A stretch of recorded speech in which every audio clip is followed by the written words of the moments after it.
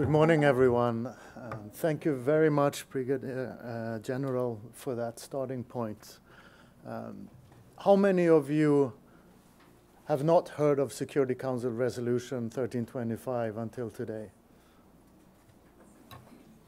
I'm glad I asked, so I don't have to make a fool out of myself here in front of you. Why do you think that in a seminar for military officers, police officers, security sector people, we are talking about women, peace and security, about gender? Well, some would argue it's because you, or we, I should say, as an officer myself, are the problem, right? Military organizations, police organizations, we are the final bastions of exclusive, hyper-masculine organizations. We are also the perpetrators of violence, sometimes even sexual violence against women. Others would highlight that it's because military organizations are the protectors, those who can actually implement a protection of civilians mandate with a focus on gender and sexual violence. So no matter where you stand on this, the military and the police are at the very core of these issues. So we cannot talk about gender and security, we cannot talk about women, peace and security without focusing on the military and the police. So that's where I start. Now the question is, how does this affect you? Because you might agree with the resolution that women should be empowered, that they are disproportionately affected in war and by violence, and that they should be empowered and they should be included in peace negotiations. And you probably want the best for yourselves, the women in the room, for your sisters and wives and daughters to be able to live a fulfilling life. But at the end of the day, you're wondering, for me as a battalion commander, or for me as a police chief, what does it have to do with me and my profession? And that's where I'll try and focus this presentation and try and make sense of this. Because quite often, just as the Brigadier General was saying, this is dismissed as a woman's issue. And it's good for promoting women's rights, and it's absolutely right. At the foundation, that is what we're doing, and it's a good thing. But I would argue, for this to make sense for you, women's rights are not enough. What is the core purpose of a military organization? It depends a little on which organization you belong to, but most would answer it is to defend the nation, or the Constitution in the US case, from external military threats, to fight and win the nation's wars. That's what the military is for, right? And the police is there to protect the population, to create stability in the society, to defend rule of law. So if I cannot explain to you how gender, women, peace and security is related to those core tasks, I don't think I will ever be successful in really getting through to you. We have to focus on the core tasks of the security sector and how it relates to gender. So my first and key argument today is this is about effectiveness. This isn't about women's rights, it's about effectiveness in achieving military, tactical and operational aims, and in achieving police tactical and operational aims. And that's where we have to start. Now, it's maybe a tall order for me to say that, because you will also then ask for evidence, right? How do you know this is going to do us more effective? And how do you know it's at the same time going to promote protection and empowerment for women? Well, first of all, there's a lot of research out there. And it's not just in the military sector. So if we start with the diplomatic sector, we know that peace agreements, ceasefires that are negotiated without the inclusion of women or gender perspectives are more likely to fail than those that incorporate all aspects of society, women, civil society, for example. So that's how it can improve effectiveness in the diplomatic sector. If we look at development aid, they see a clear connection between women's involvement in the economy and growth rate of a society. They also see that individual projects in development aid are made more effective if they incorporate gender perspectives and women. In the humanitarian community, an assessment that doesn't cover humanitarian or women's particular needs in a refugee camp, for example, is also not going to be very effective. They need to understand what the particular needs of women, men, boys and girls are, and how they can address those specifically. My expertise is in the military sector, and that's also where this argument is perhaps the hardest and the most controversial, saying that you will be more effective as military commanders if you understand this, and if you implement it in the field of operations. But I think lessons from Kosovo, Iraq, Afghanistan, the DRC, all highlight the importance of these aspects. So let me get very specific with a few examples. And these are just examples because it's you as commanders in the field who will be able to make the most specific analysis that works for you. But a few examples would be if you're conducting a raid on a guerrilla stronghold in North Kivu in the DRC, you might not think that understanding gender perspectives and women's rights is the most important thing when you're preparing for your operation. And it's certainly not a silver bullet, but when you gather intelligence for that operation, you need to know who lives in the area, how the population will be affected by your operations. You also need to know what different people know. So what are the women in this area doing? Who are they sheltering? What kind of information could they provide that is useful to you as commanders when you're planning your operation? But also, who will be vulnerable? Who might be at risk when you're conducting your operation? All these pieces of information would be relevant. Another example would be if we turn to the problem of radicalization in the Sahel right now, or the Horn of Africa. If we are going to defeat insurgencies, terrorist groups, we also need to look at the root causes of these organizations.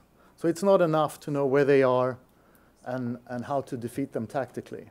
You also need to know why they are there in the first place. Why are Boko Haram in the northeastern part of Nigeria? What drives them? What part of society is it that leads them to recruit? Why are they so difficult to defeat? Who seems to be sheltering them? Who are their allies in the community? And why? And that is also where women can play a very important role, because they are not only victims, they are also actors, for good and for bad. And that means we have to engage with women. We have to understand their perspectives, and thereby better provide protection, but also to better improve our effectiveness when dealing with these threats. If we are conducting security sector reform in Mali, training and assisting the Malian armed forces coming out of civil war, there's going to be a lot of aspects that are relevant to these issues. So they will need human rights training. They will need to understand gender aspects. They would need to be taught awareness of sexual and gender-based violence, so that they understand these issues, not only for their own sake, but also in order to be able to protect the local population, not least women and children. If we have a protection of civilians mandate in the Eastern DRC, Same thing there. We cannot implement that mandate unless we understand the particular needs of the population. And that means a very detailed analysis of, for example, what women are doing daily. So are they collecting wood in the forests? Are they going to the wells? What are the young girls, how far is it to school? Where are the latrines related to the school, if it's a boarding school? All of these things are absolutely necessary to understand in order to be able to protect them.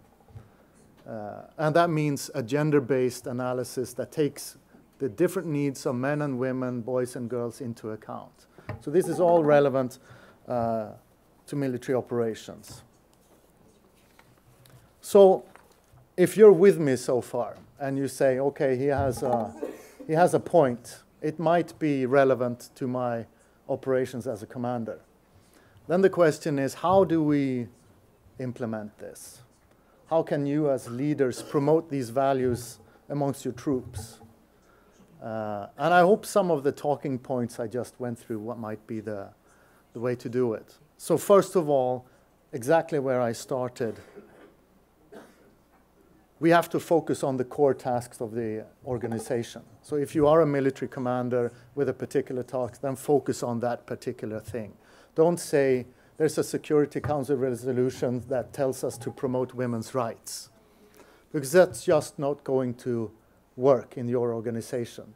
They'll say, oh, another gender awareness lecture again. And it's not going to cut it. So focus on what it is you're doing and say, we need to understand these aspects because it makes us more effective when we do what we do as a military unit. So this is an instrumental argument rather than a rights-based one. And one might say that is twisting the Security Council resolution for military purposes. But I would argue by doing that, we're also promoting women's rights. It's just we're taking a bit of a detour and focusing on military or police effectiveness as one step in the right direction rather than skipping it. As long as we don't lose track of the fact that it is, at the end of the day, about gender equality and women's rights as well. So use real-world examples like I tried to do today. And you can get much more specific because you are the ones who know the specifics of your tactical operations.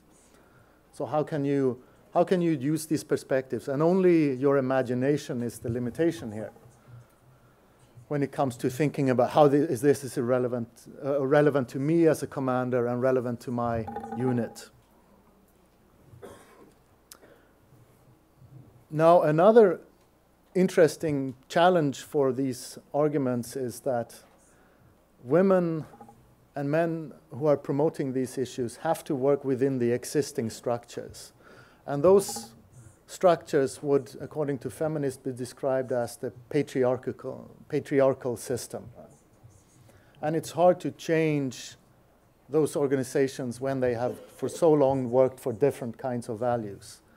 I think that's also why most feminists, most gender scholars have been very careful about engaging with the military and the police, the security sector in general. They are simply too far away from each other. I would argue that it's flawed to think that we can change organizations from the outside, that a gender scholar or an activist can write an op-ed or force politicians to instigate change. If you want to change a vast bureaucracy like the military, you better change it from within. And you better change it with the support of the unit. Otherwise, these organizations can be too strong in their resistance of these values. So get into the actual organization. Part of this is because they are simply too powerful to change from the outside. Even our politicians fail when they try to change military organizations. A second reason is change requires internal buy-in. Now, any organization can do bare minimum. You will have a gender advisor come in and say you have to implement Security Council Resolution 1325. And the organization says, yes, boss, and we'll do just the bare minimum to be able to report back and say to our politicians, we've done it, we've done what you asked, now leave us alone. So we can do what we are really supposed to do. But if we want to change it properly, we also need to win the argument and to make people understand why it's relevant to them. And that's how you can create real change. Finally, you can only create change in an organization if you know it.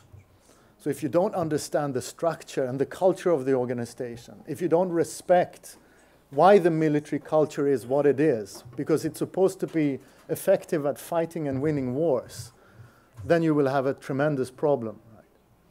And you will also not know where to engage, where in the Ministry of Defense, where in the armed forces should you talk to people?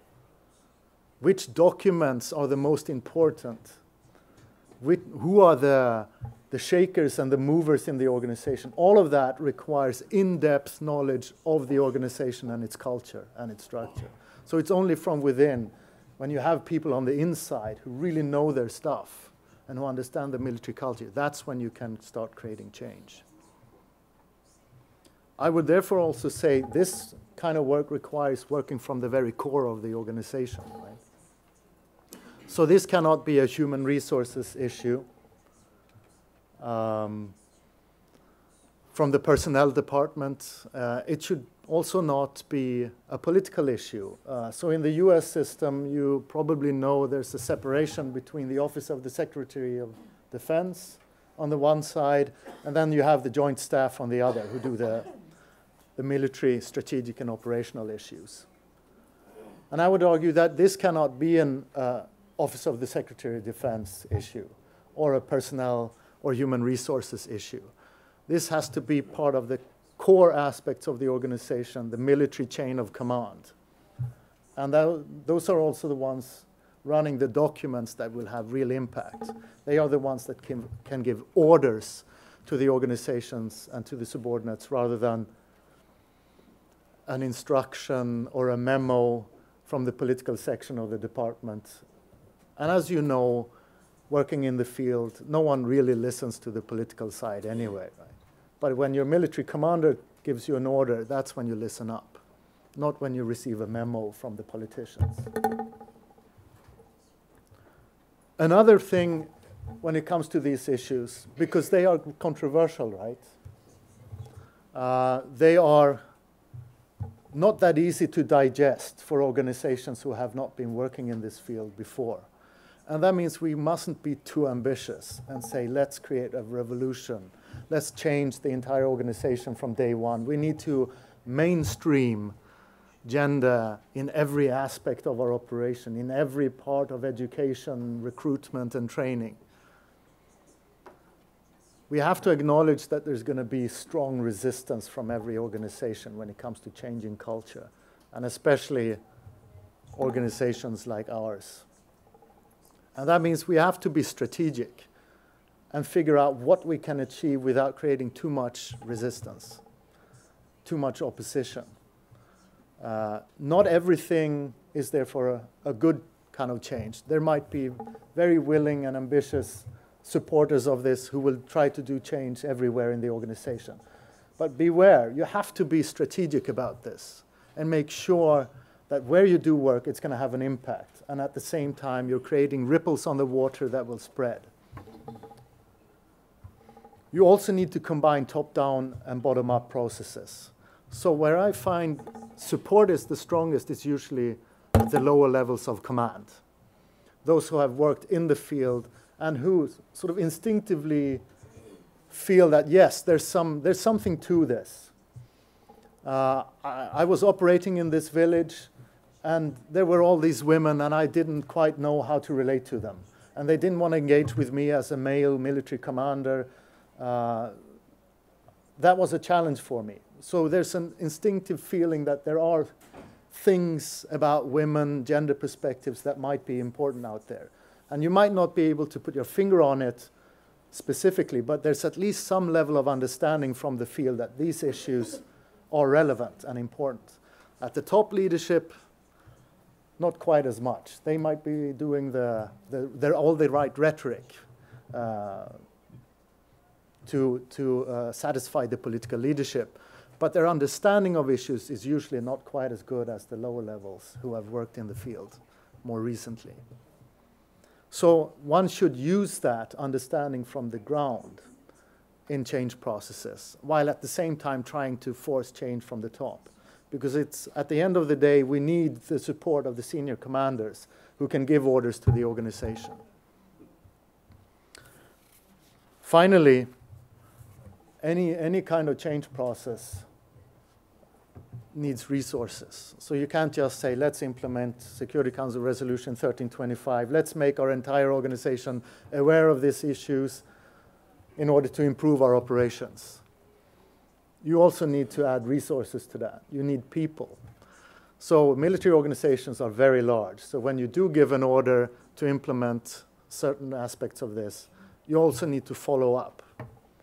You need to control and check it, just as you would any other issued order within security organizations, right?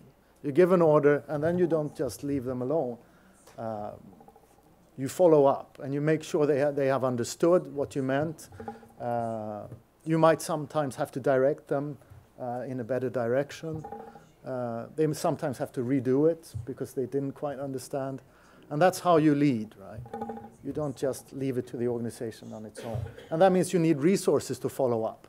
And that means you need experts, perhaps gender advisors, that can support you in this work. But at the end of the day, all change is about changing incentives, right? So we follow money and power, and that's who we are as human beings. And if the incentives of the organization, when it comes to salaries, promotions, positions of power, if they don't change, these new values will also have very little impact. So the day male military commanders sign up for a gender course because they think it's in their interest in terms of their careers and in terms of their salaries, that's when we will see real change. Now you might think, but isn't it better if they sign up because they truly believe in the importance of these issues? And that's the ideal, obviously. But at the same time, we follow money and power.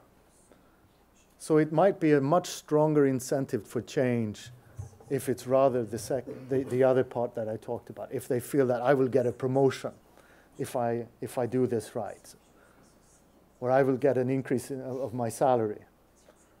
So do think about these issues. Back to the main point, though. Remember who you are as commanders when you think about these issues. You have a core task that is incredibly challenging, and you have been trained for that task. You have a certain culture and structure of the organization for that task, whether it's policing or military operations. These issues, when you think about them, when you hear yet another presentation of Resolution 1325, think about how it relates to your specific operations, rather than just, it's a nice thing because it's for women's rights. So that's my slightly controversial end statement. Thank you so much for your attention.